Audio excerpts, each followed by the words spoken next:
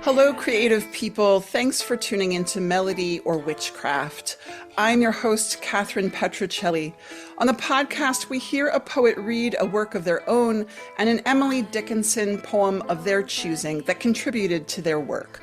We discuss poetry, Dickinson, the fluidity of time, and the scope and sources of creative inspiration.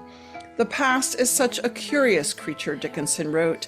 Join us to find out how it can teach us about our now.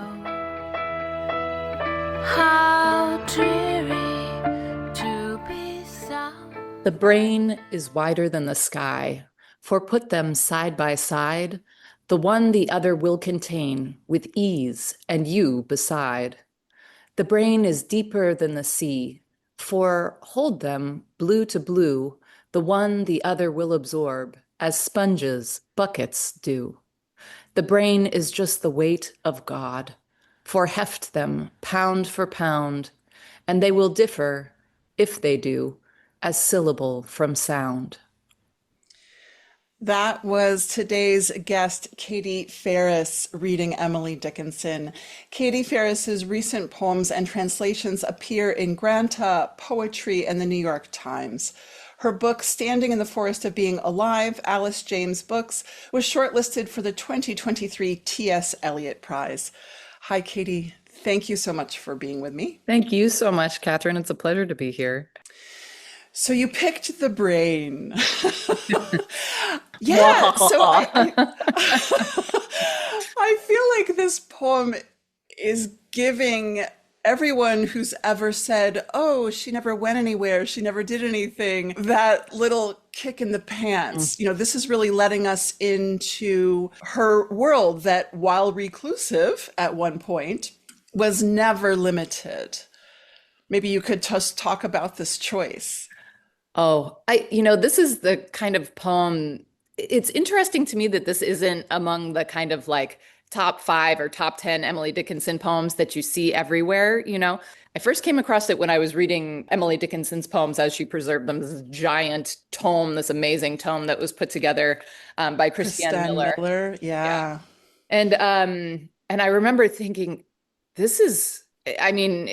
love the classics. Don't get me wrong. I love her greatest hits, but this poem is something else. It's so vast. It proves, in my mind, sort of, as you were saying, she's got this reputation for her reclusiveness, and that is definitely a component of her, but she didn't need to go anywhere. She had infinity inside, and she was very connected with that. Yeah, it's such a huge poem. And 3 stanzas. How do you do that? And of course, it's what she does so well, but so often she's interested in that little daisy part of herself, the humility of her. But on the other side, there is this absolute, the word that's coming to mind for some reason is beast, but it's an enormity. She has an enormity. And I love it. I love the mystery and the strangeness of it. I spend a lot of time thinking about how syllable differs from sound. Like I'm like, I don't know if I could really define those things against each other, Well, I feel like the poem, it gets almost kind of self-referential there for just a moment, doesn't it? It's like just a little wee bit of Ars Poetica at the very end. And I'll say that in so many of Dickinson's poems, I will admit this for everyone, that I will, I'll read the first stanza and I'll be like, yeah. And I'll read the second stanza and I'll be like, oh, okay. And then if there's a third or a fourth stanza, I start going, what? But that is not the case in this poem. It's kind of the reverse. In a way, you get to that third stanza, the brain is just the weight of God, for heft them pound for pound, and they will differ, if they do, as syllable from sound. So you think, this is where she was going. Yeah, you can, it's true. She does that thing where, because of the meter, which is so regular, and she does that thing where she messes with you with her rhyme, which I love. And oftentimes that last line just doesn't quite hit exactly the way you want it to hit. And it's interesting, she does use that exact rhyme here. It's like, yes, the zero at the bone at the end of Narrow Fellow in the Grass, right? Like, she rarely gives you that perfect rhyme at the end that you want so badly. And that's why she's great. And when I feel like the only time she does it is when she knows that ending is just like an absolute banger. Like she wants to punch you in the face with it. I mean, and she does, sonically speaking, that exact rhyme is so powerful. And it's so satisfying. And it's it's just perfection. Mm-hmm. Yeah. So do you think she is assigning the status of divinity to the capacity of human imagination? I think she is. I mean, people talk about the puritanical nature of and Amherst and the way people spoke. And of course, but she was an incredible iconoclast in terms of her actual belief in God, which was written all through her poetry. I'm just amazed at how strange her view of God is. Actually, I'm sort of anticipating a little bit my own poem in that as well. But yeah, I mean, this line kills me. The brain is just the weight of God. Like she just like kind of it's just the weight of God. Like, yeah, okay, lady. So that's a bold statement, actually. And I think that's exactly what she's doing. I'm always so interested in her view of God and how it changes and morphs, and how sometimes she can seem, again, that little Daisy who is so in awe. And then at other times, she's just sort of like, I don't know, man, it's you and me. Yeah. And there's like kind of an equality happening, or at least the potential for one, Right. Maybe, and I've asked other guests this, maybe you could tell us, like, who is your Emily? Who kind of rises to the top? Because there is that spiritual seeker, there is that rebel. And as you've just alluded to, those two things are not mutually exclusive. There is, of course, the gardener, of course, the letter writer, on and on. For you, who lives in your Emily heart? That's such a beautiful question. I think it's split, because everything about me has always got to be split. I do love her awe. Her awe is one of the things that really draws me to her. But the rebel is a very close second. And I think maybe it's kind of like the doubting Thomas thing. It is compelling to me that she manages to hold on the one hand to faith, and on the other hand to a really profound and sophisticated and incredibly intelligent and fierce questioning. She can do those things simultaneously, and that kind of seam in between for me is absolutely so compelling. And I guess that, yeah, so is that the spiritual? Is that the rebel? It's sort of a little bit of a combination, I guess. I think about somebody like Annie Dillard, who also is a great, questioner and investigator of spiritual life and of God, however we choose to define that. For me, God is whatever brings that feeling of awe and mystery and not knowing, and the inability to know. And how do we grapple with uncertainty and with what is unknown? Do we worship it? Do we hold it in regard? Do we denigrate it? Do we dismiss it? Do we ignore it? Because it can be scary, right? It's It can terrifying. be, yeah. Yeah, absolutely. What is unknown, which, yeah, again, to me is close to the feeling or understanding of God as I can come, is also not knowing when you're going to die. It's not knowing what tragedy is around the corner. But of course, it's also those moments that catch you up unexpectedly and you see something extraordinary. It is the wonder and the terror kind of combined. Yeah, I'm not the first person to say that by any stretch, but yeah. And I assume you teach Dickinson. I do. Yeah. And so whether it's Dickinson or not, I've been wondering about this lately. Is there a difference in how you present a living poet versus a dead poet, particularly a poet who has been dead from a different century, let's say? Yeah, that's a great question. Certainly there is, just in the initial presentation, because usually if I present a poem, I rarely do whole books. Usually I do individual poems, and they're kind of mixed together. I try to pull together classic poems with contemporary poems and make the showings as diverse in as many ways as I possibly can, poems in translation. And so when I do that, if it's a living poet or somebody who has been alive in the last 50, 60 years, then usually there's some kind of video evidence or audio that I can play. And so I have, as often as I can, I have the poet themselves read the poem first, which obviously is not an option, unfortunately. Wouldn't it be amazing to be able to hear her voice? But we barely know her face. We've got those two photographs, and that's it. So in that way, yes. And then I think the other thing is trying to set them up, certain students, some already know, but like to be able to understand a little bit about the meter and about ballad meter, and a little bit about her contemporaries, and a little bit about how poetry would traditionally look at that time, so that when you read Dickinson, you can see how strange she is, like particularly around rhyme. That's my own particular fixation with her, that she will constantly give you those very slant, very, very slant rhymes.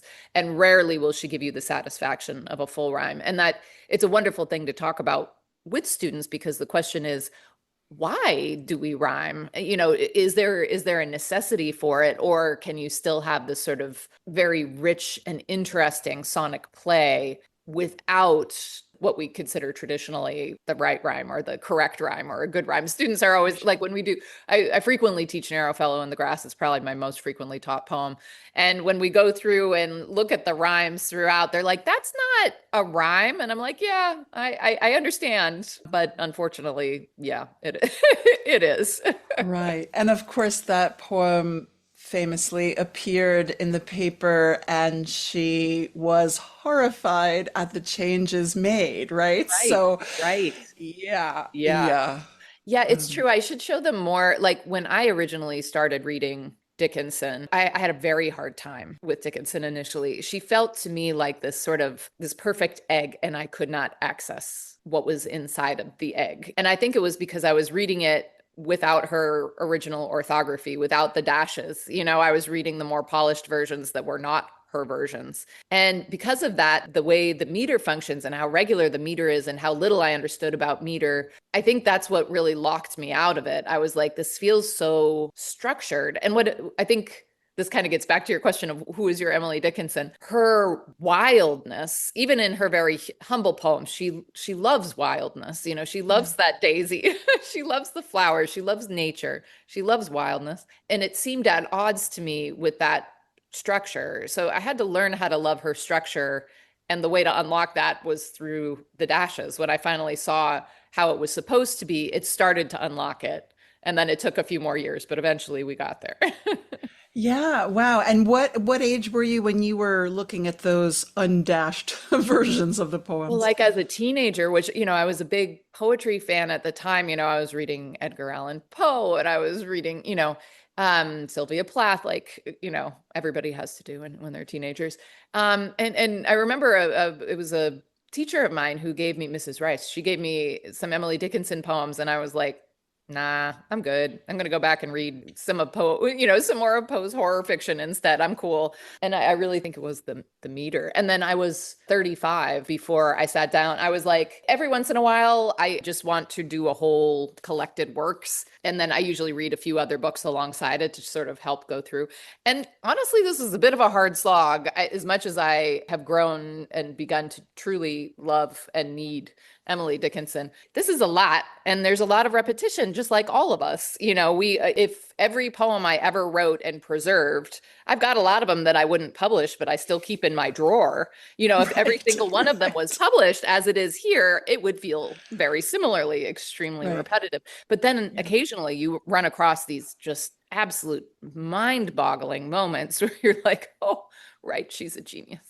I forgot her a little bit there. I got a little wrapped up in the, Yeah, even vocal geniuses have to kind of poke at it a few times to get it right. Yeah. Yeah, absolutely. And I mean, I would not ask an undergraduate to take this on as part of a course, but it is a really interesting thing to see how she tinkers, how she keeps going after similar sort of ideas, and especially more toward the beginning, she's really iteration after iteration after iteration. And not to say that you could see Narrow Fellow in the Grass coming from miles away, but you do see moments where you're like, oh yeah, she was playing with that previous folio. Okay. And here it is again, but made manifest in a much more, I don't want to say mature, because that's not how it feels. It actually feels like in some ways she's pulling back the layers of civilization, and she's pulling back the levels of education, and she's getting us back to something that feels so elemental, I think, at her strongest.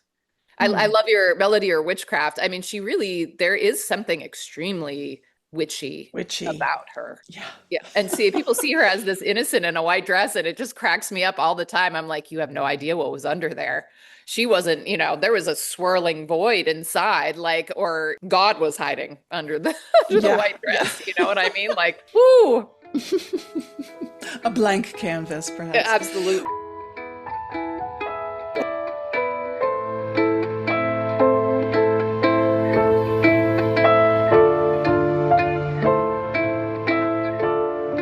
Before we get too far away from talking about the collected works, I think that's a wonderful introduction to your poem. So maybe you would like to share what you brought. And feel free to introduce it or just dive in. Okay. Maybe I'll start with just the dive and then we'll move from there. So this has a long title, which we can dive into later if we want to. Finishing Emily Dickinson, first deacon in William Blake's Church of the Marriage of Heaven and Hell in the Oncologist's waiting room. Oh, Emily, goodbye. We met in February and parted in July. I meet your sweet velocity in everything that flies, in mote, in star, in sphere, in bird, and phosphorus of God. Oblique, you preached obliquity, your body steeple for the church of mystery, your bell rings on beyond. I feel like we can just be like, okay, good night. Because the close is so gorgeous and just speaks to the conversation that I'm so interested in having about how things continue on, how they continue on. Do we go for the title first? Because Sure, I have a lot of questions about that. Yes. Yeah. Yeah. So the title does do so much work and alludes to so much layering here. Yeah. We've named two writers. We have struck on some major health issue for the speaker, or we don't know yet, the speaker's someone. Yeah. There's a lot happening. And in terms of the writers and just, naming Blake's book as well here, I'm curious how you feel about your readers in terms of what you want, how much work you want them to do. So if someone is coming to this and they don't know Dickinson or they don't know Blake, and can they also enter this? Does that matter to you? What responsibility does the reader have? You see where I'm going. Absolutely. No, it's such a great question. And as far as teaching goes, my feeling about allusions, and I mean, I guess this is just a straight citation basically, but anytime you're bringing somebody else into a poem or a story or a song or whatever it is you're bringing, like my hope is that you can still read it without knowing who or what that allusion is, that there's still a level on which you can enjoy the poem without needing that additional knowledge. And then that additional knowledge will deepen your enjoyment potentially. And that's kind of how I feel about this. It is a heavy title and I debated it for a long time. But one of the things I wanted to speak to with Dickinson is my incredible admiration for her sort of iconoclastic approach to religion in a world that was not particularly welcoming to the kind of departures that she's making in poems like The Brain, right? So I did at least want to make that like little touch, especially talking about religion here and the idea of obliquity as opposed to a straight on approach to religion, which certainly is favored in our world, which is we know what God said, we know what God rules are. All we have to do is follow them, hit the subscribe button below. Like I know what it is, so I'm going to tell you. And she was absolutely never that way. Everything had to be come at an obliquity, at an oblique line. Yeah, I don't expect anyone to know William Blake or The Marriage of Heaven and Hell, but I do think the title, The Marriage of Heaven and Hell, already gives you a pretty good indicator of what is sort of happening. And that was sort of my hope. Initially, I was talking about a deacon of William Blake's church. And then I was like, no, I think we need to go one step further because that will give at least a little bit more information. And then if people want to go read The Marriage of Heaven and Hell, that's delightful, or I think it's delightful anyway.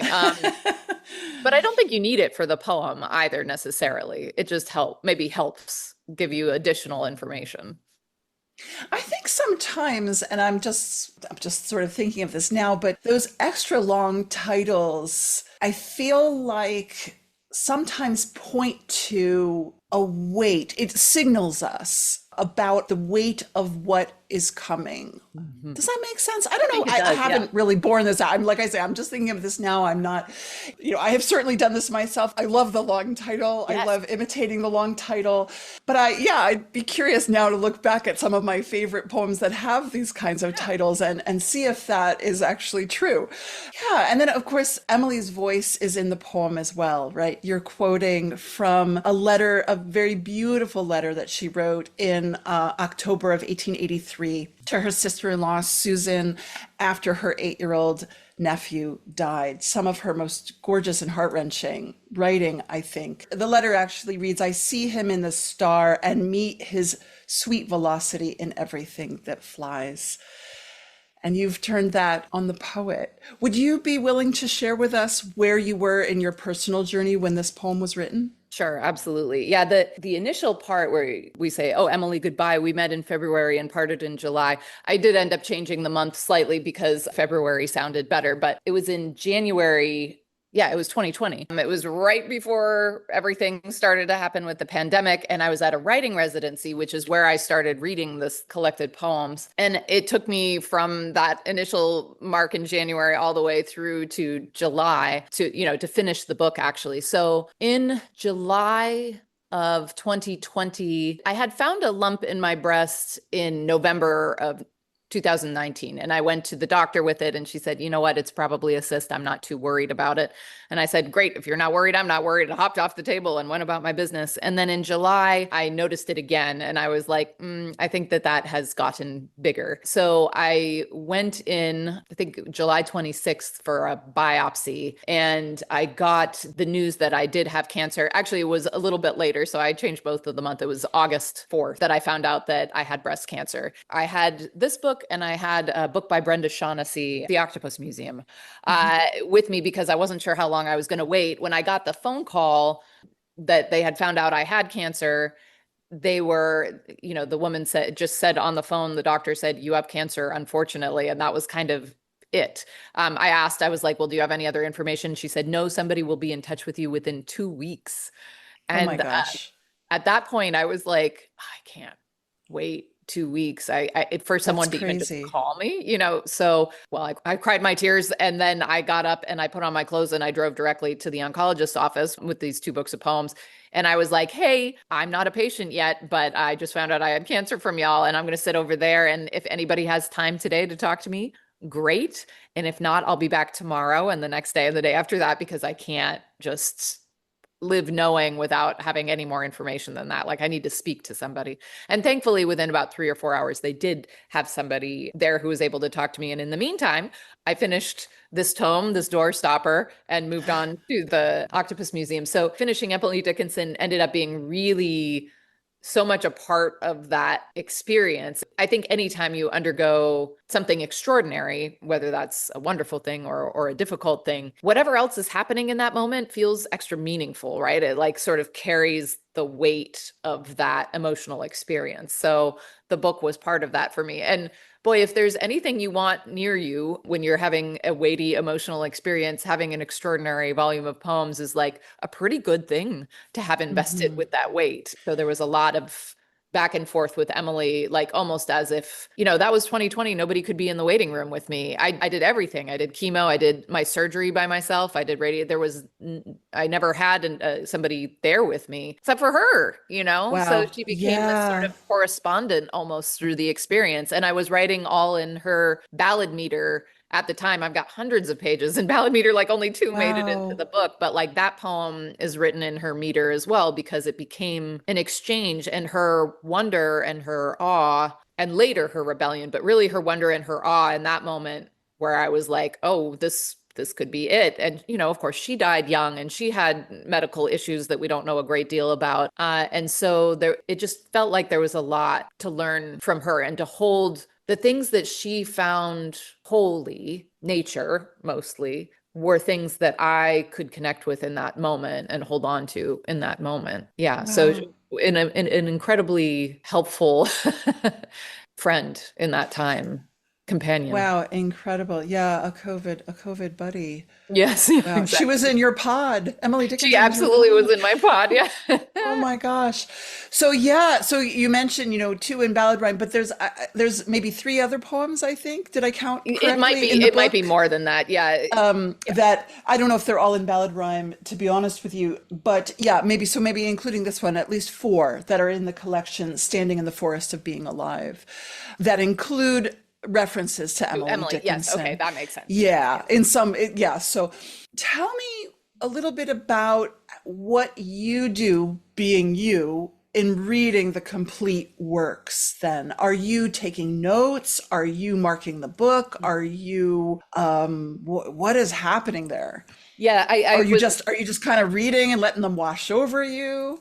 it's a lot of reading and letting them wash over me. I try to read as much as I can out loud before my voice fails. And then the way I usually work is that I read for about 25 minutes or so, and then I write for about 25 minutes or so. And I do as many iterations of that as I have time to do in a day. And when I was reading, it was like I was highlighting some whole poems, but then occasionally was just like a line or two along the way as well. So, the poplar heart is a cannon first. Or she talks about how death occupies a house with his metallic piece. So I just have metallic piece underlined. But I go back and I'm kind of like, there must have been places where I was asleep because there are some great poems that didn't get the whole poem treatment. And then sometimes it's actually the footnotes in that edition are so wonderful as well. So sometimes I just have the footnote circled because it's not necessarily about the poem, but I was interested in what the footnote had to say. So it's kind of fun to go back and see what was catching my eye at that moment versus certainly what would catch my eye now. And that's one of the great things about a great writer. It's an infinite, can just keep diving in over and over and over again with with every year, probably every month. I don't know. Yeah, I'm so struck by, and it's not like it's the first time I've thought about it, but in thinking of it in this context, and particularly looking at your work and thinking of it, I was thinking about how there they are, there's the work. It's not going to change. It's static. Yes. But we are kind of all over the Yeah, place in our forever. lives. Here Yeah. we are. And so, these sort of literary ancestors become this kind of touchstone and continue to change, but only because we are. Of course. Yeah. And I wonder if you could give us a little insight into how some of these kind of chosen family members, I'll call them, of the literary community show up in your work in maybe less obvious ways, or how does it look, whether it's Dickinson or beyond Dickinson? Major influences, how do they creep out, or do they ever surprise you? Oh, yeah, definitely. It's such a great question. And I think it's so fun to ask that of everyone because if you're well in touch, I do know some people who really want to kind of stand apart. But I remember at one point somebody saying to me, I don't worry too much about somebody influencing my voice because if I come out sounding something like Emily Dickinson, then I should be so lucky. And I was like, that's a very good point. That's a very good point.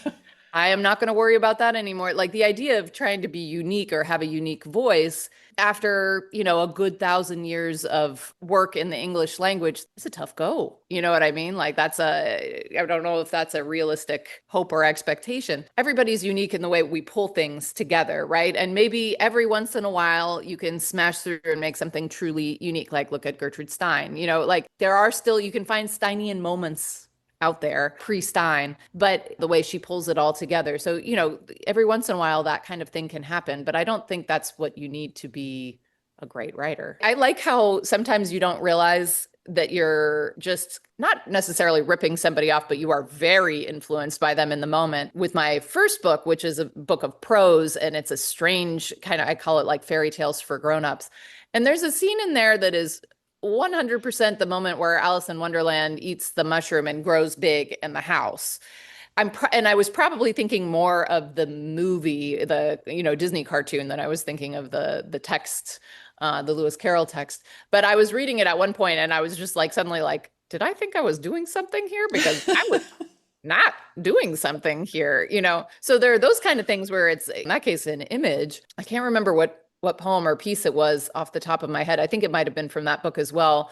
There's an Ani DeFranco song. I was a big Ani DeFranco fan in the 90s. She has a song called Fuel, where she's talking about everything that's under the earth, how it just sort of like, turns into fuel down beneath the impossible pain of our history, beneath the unknown bones, beneath the bedrock and the mystery, beneath the sewage system and the path train, beneath the something and the water main. It's just like very detailed listing. At a certain point I was like, oh yep, did definitely also rip that off without thinking about it, borrowed the idea or was captured by the idea. And of course, did she have an inspiration for it? Absolutely. And back it goes. I think about Helene Cixous has this wonderful book called 3 Steps on the Ladder, I think is what it's called. And it's about what she calls subterranean writers. So Clarice Lispector is one of them. And writers who live in kind of the chthonic, like the earth, kind of dark and dense and rich. And I was always like, yeah, because of that Ani DeFranco song.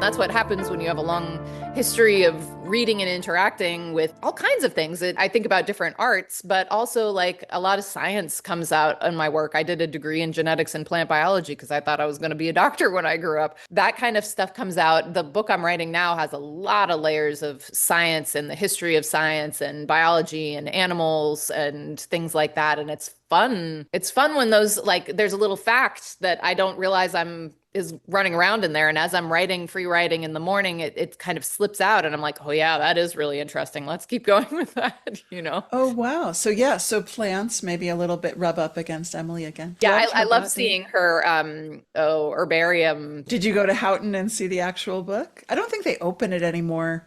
I did not see it there. They had, I believe maybe it was like a copy of it or something like that they were showing. Yeah, there are copies at the homestead.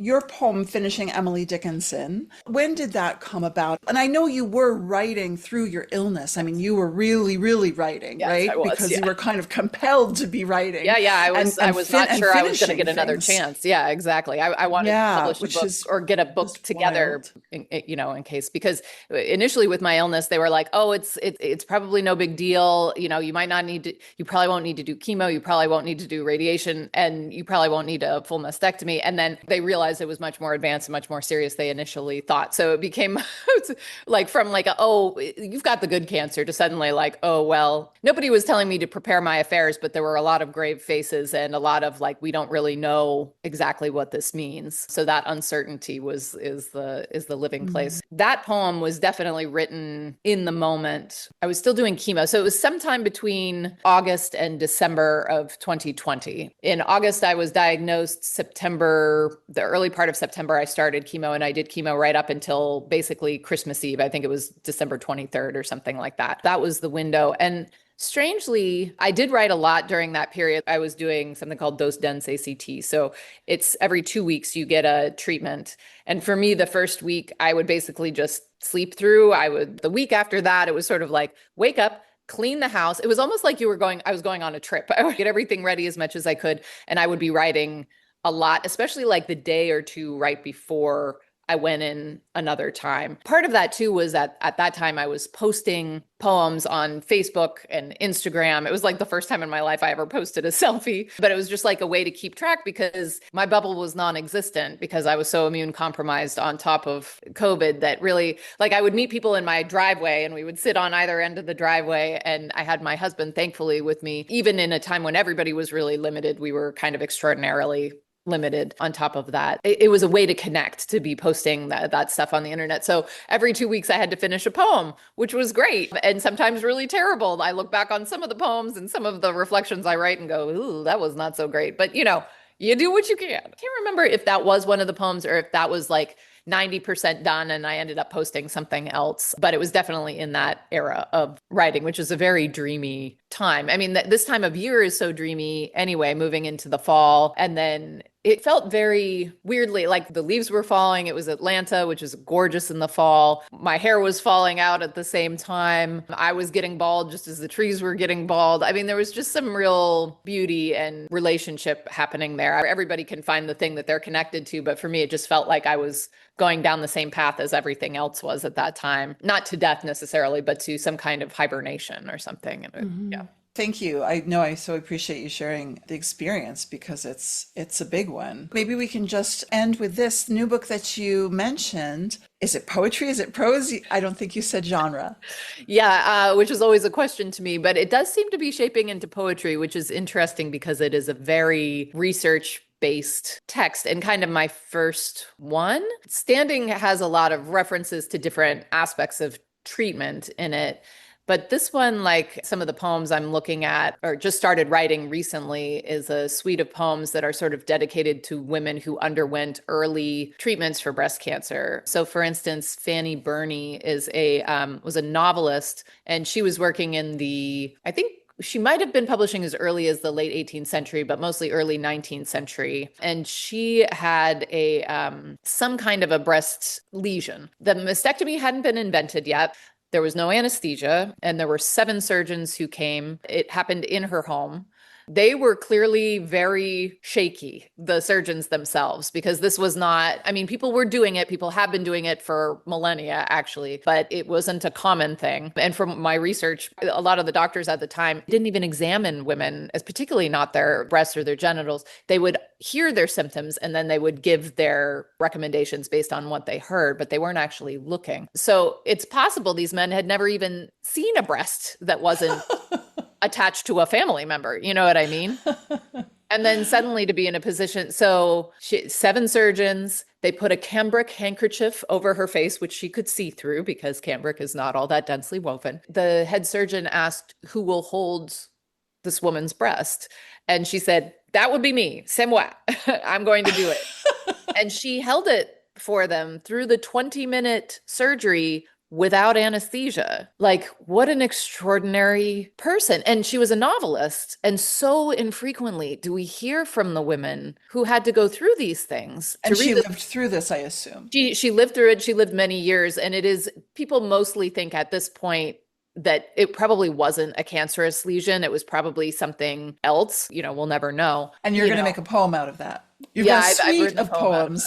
Yes, yeah, she deserves a suite. I am impressed already. She put it in a 4-page letter to her sister. So I'm drawing very heavily from her own words. 30s, 40s, 50s, everything becomes anonymous. And we don't have the names and the voices of the women who underwent these things. And like, I'm just becoming very interested in this history and the kind of voicelessness of the people. We celebrate the doctors, and we should. And researchers, I have all of my respect. But, you know, when I think about Fanny Burney, like, come on. And I'm writing about my own family ancestors and things like that. And I just can see this really interesting trend in the interviews that I have been doing. People so interested in giving voice to women who did not have a voice. It's lovely to be a part of that then. I can't wait to hear everybody else's episodes. Thank you so much. Appreciate you and appreciate having you here. Thank you. Thank you for this space and for its name and for the other people that you have sought out. It's just, yeah, it is. It's melody and it's witchcraft. And I love that. Thank you. Thanks for being with us today from Melody or Witchcraft. You can find out more about today's guest by going to katiefarris.com, KatieFarris.com. Our theme music is by Emma Wallace. The podcast is available on all the usual platforms. For more information, join the Ask the Poet Substack, where you can also find the show notes from today's show. Please comment, like, restack, recommend. We'd love to hear from you. How public, like a frog, to tell one's name, the lifelong June, to an admiring bog. I'm nobody. Who are you? Are you nobody?